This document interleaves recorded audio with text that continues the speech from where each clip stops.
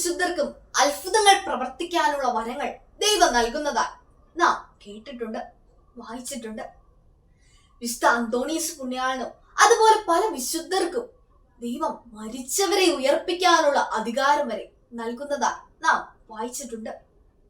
അതായത് ദൈവത്തിന് സാധിക്കുന്ന എല്ലാ കാര്യങ്ങളും ദൈവത്തെ സ്നേഹിക്കുകയും അനുസരിക്കുകയും അനുഗമിക്കുകയും വിശ്വസിക്കുകയും ചെയ്യുന്ന എല്ലാവർക്കും അവിടുന്ന് അധികാരം നൽകുന്നു.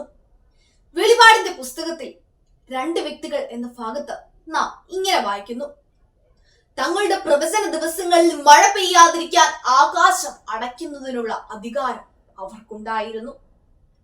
ജലാശയത്തെ രക്തമാക്കി മാറ്റുന്നതിനും ആഗ്രഹിക്കുമ്പോഴൊക്കെ സകല മഹാമാരികൾ കൊണ്ട് ഭൂമിയെ പീഡിപ്പിക്കുന്നതിനുമുള്ള അധികാരം അവർക്കുണ്ടായിരുന്നു.